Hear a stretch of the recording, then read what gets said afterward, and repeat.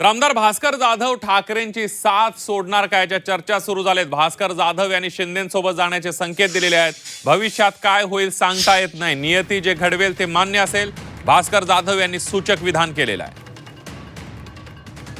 आता ही अस्वस्थता आहे, जर उद्या आमदारांचा विषय काय निघत असेल, आता जर त्याचं विचारू नये चांगल्या पत्रकारांनी प्रश्न, पण जर आमदारांचं ऑपरेशन असेल तर आम्ही हे तुमची अस्वस्थता तुमच्या पक्षाला सुनावणं किंवा तुम्ही स्वतः जो कयास लावलाय की मला उद्या त्रास होऊ शकतो या गोष्टीचा, म्हणजे ती कारवाई होऊ शकते सगळ्यांचा, तर या उद्या राज्यात ऑपरेशन टायगर झालं आमदारांचं, त्यात भास्कर जाधव कुठे असतील?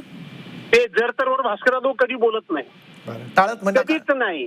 भास्कर जाधव आज या क्षणापर्यंत जे घडतं तेवढंच बोलतो। मी कधीही पुढच्या फुशारक्या मारल्याचं एक विधान मला दाखवा, राजकीय दृष्ट्या दाखवा, माझ्या व्यवसायात दाखवा, माझ्या कुटुंबात दाखवा। ईश्वराच्या कृपेनं आज या क्षणापर्यंत जो मी आहे तो आहे।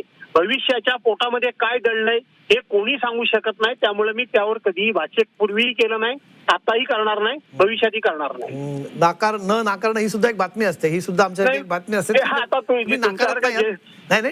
तुमचा ज्येष्ठ पत्रकार कसाही त्याचा अर्थ लावू शकतो, परंतु मी तुम्हाला एवढंच सांगितलं की माझी कार्यपद्धती मी सांगितली, मी पुढच्या भुशारक्या कधीही मारत नाही। याचं कारण असं की 2004 साली माझ्यासारखा कडवा लढवय्या आक्रमक माणूस शिवसेना सोडेल कधी कोणाला वाटलं होतं का? नव्हतं ना। त्या दिवसापासून माझा ह्या सगळ्या गोष्टीवरचा विश्वास उडालेला आहे। आपल्या हातात काही नसतं, नियतीच्या हातामध्ये असतं, नियती जे घडविल ते घडविल। तसंच आज उद्धव साहेबांना सांगितलंय, डरो मत, हे दिन भी निकल जाएंगे।